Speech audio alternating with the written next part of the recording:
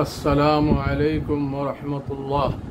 সম্মানিত দেশবাসী, দেশে এবং প্রবাসে, কাছে এবং দূরে যারা আমার লাইভ দেখতেছেন, আমি সবাইকে তাহরিকে ইনসাফের পক্ষ থেকে আন্তরিকভাবে মোবারকবাদ জানাচ্ছি আর অনুরোধ করতেছি আমার লাইভটা যারা দেখবেন এবং শুনবেন, আমার লাইভটা সাবস্ক্রাইব করিয়া শেয়ার করিয়া ছড়াইয়া দেবেন। এই আবদার জানাইয়া আমি গতকালকে যে বাংলাদেশে যে ঘটনা গোপালগঞ্জে ঘটেছে, এই ঘটনা সম্পর্কে আপনাদেরকে অবহিত করার জন্য আমি আজকে লাইভে আসলাম। আপনারা সোশ্যাল মিডিয়ায় দেখতেছেন বা দেখছেন যে গোপালগঞ্জে এনসিপির জাতীয় নাগরিক কমিটির নেতারা, তাদের পদযাত্রা ছিল। তারা প্রায় 30টা জেলায় পদযাত্রা করিয়াছে এবং আমরা দেখছি যে জেলায় গেছেন প্রচুর মানুষের সমাগম হয়েছে। মানুষ তাদেরকে আদর করিয়া স্নেহ মমতা দিয়া তাদেরকে সসম্মানে ভূষিত করছে। আমরা দেখছি তাদের পরিকল্পনা অনুযায়ী আগের শিডিউল করা যে 16 তারিখ 16 জুলাই গোপালগঞ্জে পদযাত্রা করবে, প্রশাসনকেও জানাইছে এবং সিকিউরিটি ফোর্সকেও জানাইয়া তারা পদযাত্রা করছে। কিন্তু দুঃখের বিষয় হলো যে যাওয়ার সময়ও তাদের উপরে হামলা করা হয়েছে, তাদের মঞ্চ ভাঙচুর করা হয়েছে এবং আগের দিন যেদিন 15 তারিখ পুলিশের গাড়ি, ইউএনের গাড়ি তারা ভাঙচুর করছে এবং আগুন দিয়ে জ্বালাইয়া দিছে এবং 16 তারিখ যখন তারা পদযাত্রা শুরু করলো, গোপালগঞ্জে ঢোকার সাথে সাথে তাদের উপরে হামলা হইল এবং তাদের মঞ্চে উঠতে পুলিশের পাহারায় গিয়া মঞ্চে উঠছে। কিন্তু যদিও পুলিশে পাহারা দিছে, পুলিশের সম্পৃক্ততা ছিল, কিন্তু যে সময় এই নিষিদ্ধ সংগঠন ছাত্রলীগ এবং আওয়ামী লীগ যারা হামলা শুরু করলো, তখন পুলিশরা বাগিয়ে গিয়েছিল তাদেরকে একা ফেলিয়া। এই জন্য অনেক বারদর হয়েছে এবং তাদের মঞ্চ ভাঙচুর করিয়া আগুন দিয়ে জ্বালাইয়া দিছে। কিন্তু এই জুলাই যোদ্ধারা পিছপা হন নাই। তারা জানে আমাদের উপরে হামলা হবে। তারা চতুর্দিক থেকে যাদের উপরে মামলা আছে সবাই গিয়া এই গোপালগঞ্জের গাড়ি ব্যবহার করতেছে আর গোপালগঞ্জে গিয়া লোকিতভাবে বসবাস করতেছে। সেখান থেকে সব একত্রিত হইয়া এনসিপির উপরে এবং পুলিশের উপরে এবং শেষ পর্যন্ত আর্মির উপরে হামলা করছে। আর্মিরও কয়েকজন লোক আহত হয়েছেন, পুলিশেরও কয়েকজন লোক আহত করছে। আমি প্রশ্ন করতে চাই যে তারা যে পদযাত্রা করছে, আরও তো 30টা জেলায় পদযাত্রা করছে, সেখানে তো কোনো বাধার সম্মুখীন হয় নাই, কোনো মারামারি হয় নাই, কোনো ধ্বংসাত্মক কার্যকলাপ হয় নাই। কিন্তু গোপালগঞ্জ কি বাংলাদেশের ভিতরে নাই? বা গোপালগঞ্জে কেন এই হামলা হলো, যেখানে পুলিশের গাড়ি, ইউএনের গাড়ি এবং পুলিশের উপরে হামলা হলো, আর্মির উপরে হামলা হলো? শেষ পর্যন্ত তারা মঞ্চে গিয়া উঠিয়া তাদের সমাবেশ করিয়া আসার সময় আবার হামলার সম্মুখীন হয়েছে। তখন তারা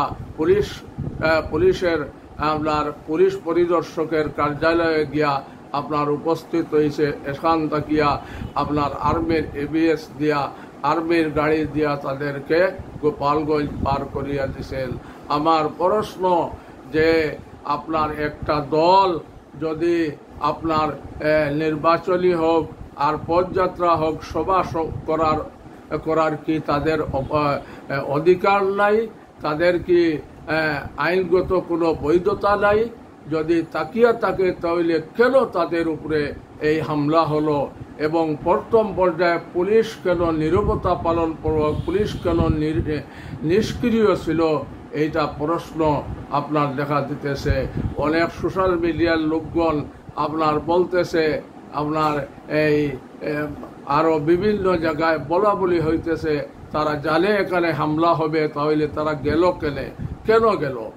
আমি আপনাদেরকে একটা ঘটনা বলি। আপনার আফগানিস্তান যখন দখল হইল আমেরিকার হাত তাকিয়া, তখন পাঞ্চের একটা জেলা, যেখানে একটা বিভাগ, সেখানে আপনার আফগান সরকার বা তালেবান সরকার দখল করতে পারে নাই। সেখানে আহমদ মাসউদ নামে এক লোক, যার প্রভাব ছিল, অস্ত্র শস্ত্র সজ্জিত হইয়া আপনার অনেক তালেবানের আর্মিদেরকে আপনার হত্যা করছে, শহীদ করছে। শেষ পর্যন্ত আপনার তারা আপনার এককভাবে গিয়া বদরি ইউনিট, ওমরি ইউনিট, মনসুর ইউনিট, এই তিনটা ইউনিট একসাথে গিয়া পানশির হামলা করলো। পানশির হামলা করিয়া আপনার আহমদ মাসউদকে পরাজয় করলো। আহমদ মাসউদ তাজিকিস্তান ভাগিয়া গেলেন আর পানশির দখল হলো। এইভাবে আপনার যদি এই গোপালগঞ্জে যদি এইরকম হামলা, এইরকম পরিকল্পনা করা হয়, তাহলে গোপালগঞ্জ যেহেতু এটা বাংলাদেশের একটা অংশ, সেখানে কেন এত হামলা হবে? কেন সেটা আপনার এই মুজিববাদীদের আপনার আশ্রয়স্থল হবে? মুজিববাদীদের এখানে আপনার তাদের এত ঘাঁটি কি জন্য? এটা আমি সরকারের কাছে প্রশ্ন করতে চাই এবং বলতে চাই, এই যে হামলা হয়েছে, এটার বিভাগীয় তদন্ত করে যারা দোষী, সিসিটিভি ফুটেজ আছে, সবাইকে আপনার গ্রেফতার করিয়া আইনের আওতায় আনা এই সরকারের, অন্তর্বর্তী সরকারের জন্য জরুরি। আমরা দেখব এনসিপির নেতারা 24 ঘন্টার আলটিমেটাম দিছে। যদি 24 ঘন্টার আলটিমেটামে যদি কাজ না হয়, তাহলে বৃহত্তর কর্মসূচি দিয়া আবার আপনার গোপালগঞ্জের দিকে মানুষ লং মার্চ করবে গোপালগঞ্জ দখল করার জন্য। গোপালগঞ্জে যে ফ্যাসিস্ট সরকারের ঘাঁটি, এই দুর্গরে ধ্বংস করার জন্য সমস্ত জনতা আবার গোপালগঞ্জে লং মার্চ করবে। এই হলো আপনার গোপালগঞ্জের গতকালকের নিউজ। আপনাদেরকে দিলাম। 4 জন লোক মারা গেছে। আপনার এরা কার লোক জানি না পরবর্তীতে, এবং অনেক লোক আহত হয়েছে এই মারামারির সময়। আপনারা ভিডিও ফুটেজে দেখছেন।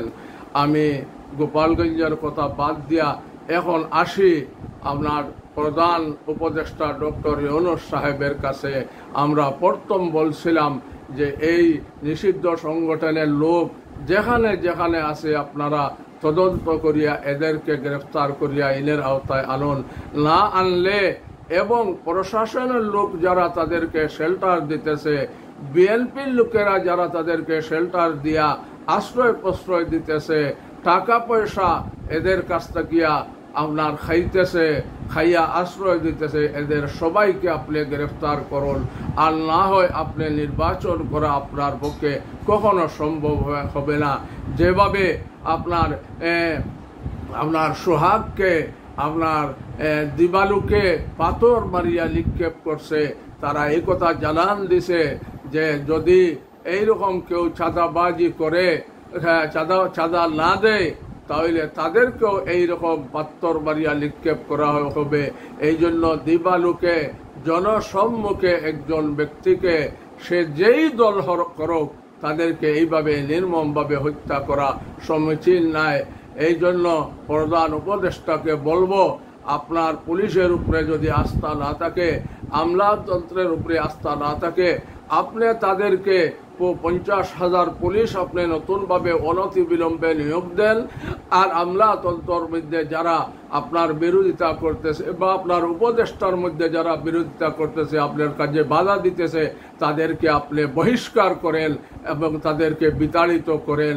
যদি আপনি করতে না পারেন, তাহলে আপনি আপনার এই কাজ আপনার সফল হবে না, আপনি ব্যর্থ পরিণত হবে। আপনি কোনো সংস্কার কাজ এখন পর্যন্ত করেন নাই, বিচার কাজ এখনো পর্যন্ত করেন নাই, ৭২ সংবিধানও আপনি বাতিল করতে পারেন নাই, জুলাই সনদটাও দিতে পারেন নাই। আপনাকে অনুরোধ করতেছি আপনি জুলাই সনদ অনতি বিলম্বে প্রকাশ করেন এবং আপনার ৭২ সংবিধানকে আপনার সিরিয়া পেলেন ৭২ সংবিধানকে বাতিল করেন আর বিচার এবং সংস্কার অনতি বিলম্বে আপনি তাড়াতাড়ি করার জন্য আপনাকে আবদার জানাইতেছি। পরিশেষে সমস্ত ইসলামী দলকে বলবো, আপনারা ঐক্য থাকুন। আপনারা যদি ঐক্য না থাকেন তাহলে আজকে একগুলোর উপরে হামলা হয়েছে, কালকে আপনাদের উপরে হামলা হবে। আপনারা এই যত দল আছে আমরা শুনছি, আপনার ইসলামী দলের মধ্যে ২-১টি দল বিএনপিতে যোগদান করছে। আমি তাদেরকে বলবো, আপনারা মেহরবানি করিয়া এই কাজটা করবেন না, আপনারা ঘৃণার পাত্র হবেন না। আপনারা সব ইসলামী দল ঐক্য গঠন করে এক প্ল্যাটফর্মে আসিয়া একটি মার্কানিয়া এবং একটি বাক্স নিয়া আপনারা প্রস্তুতি নেন নির্বাচন করার জন্য। যদি নির্বাচনের পরিবেশ ঠিক থাকে তাহলে, আর নির্বাচনের পরিবেশ যদি ঠিক নাও থাকে তাহলে আপনারা সব একত্রিত থাকেন, ঐক্য গঠন করেন। আপনার কেউ আপনার আলাদাভাবে কোনো দলের সাথে লেজুর ভিত্তিক কোনো আপনার নির্বাচনে আপনার যাইবেন না। আপনারা হাদিসের মধ্যে আছে মান সাজ্জা সুজ্জা ফিন নার। আপনারা যদি আপনাদের দলের মধ্যে যদি বাঙ্গন সৃষ্টি হয় তাহলে আপনারাও এইভাবে আপনার ঘৃণার পাত্র হবেন। মানুষ আপনাকে ধিক্কার জানাইবে, মানুষ আপনাকে আপনার আর সম্মান করবে না যেভাবে ওলামায়ে কেরামকে মানুষ সম্মান করতেছে। এই জন্য যে দল শুনতেছি জমিয়ত উলামায়ে ইসলামের একাংশ, আরও কিছু ইসলামী দলের এক অংশ আপনার বিএনপির সাথে যোগ দিছে, আমরা পায়ে ধরিয়া হাত জোড় করিয়া করজোড় করিয়া আরজ করতেছি, আপনারা মেহরবানি করিয়া সব ইসলামী দল এক গঠন করেন, এক ঐক্য গঠন করেন। আর ঐক্য গঠন করিয়া একসাথে ফ্যাসিস্ট সরকার যেভাবে মোকাবেলা করছেন এইভাবে আপনারা ঐক্য গঠন করিয়া আপনারা মোকাবেলা করার জন্য আপনার তৈয়ার থাকুন।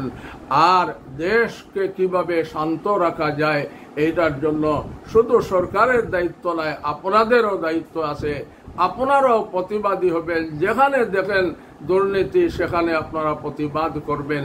আপনারা সব ইসলামী দল যদি ঐক্য গঠন করিয়া এক প্ল্যাটফর্মে থাকেন তাহলে কোনো মানুষ সাহস করবে না রাস্তায় নামিয়া চাঁদাবাজি করবে, রাস্তায় দুর্নীতি করবে, ঘুষ বাণিজ্য করবে, টেন্ডারবাজি করবে, জায়গা দখল করবে, জমি দখল করবে, বাড়ি দখল করবে, দোকানপাট দখল করবে। এইটা যদি আপনারা ঐক্য থাকেন তাহলে কেউ করতে পারবেন না, এই সুযোগ আপনারা দিবেন না। এই আবদার আপনারা খেদমতে যারা বিভিন্ন দলে দল ছাড়ি ইসলামী দল ছাড়িয়া অন্য দলে ঢুকবার চেষ্টা করতেছেন, আপনারা মেহরবানি করিয়া আপনারা একটু চিন্তা করেন, একটু চিন্তা করিয়া আপনারা ইসলামী দলের সাথে আসেন আর ঐক্য গঠন করিয়া আপনারা নির্বাচনের জন্য প্রস্তুতি গ্রহণ করেন, একটি মার্কানিয়া এবং একটি বাক্স নিয়া। এই আবদার আপনারা খেদমতে জানিয়া আমার লাইভ আমি শেষ করতেছি। খুদা হাফিজ। বাংলাদেশ জিন্দাবাদ। আসসালামু আলাইকুম ওয়া রাহমাতুল্লাহ।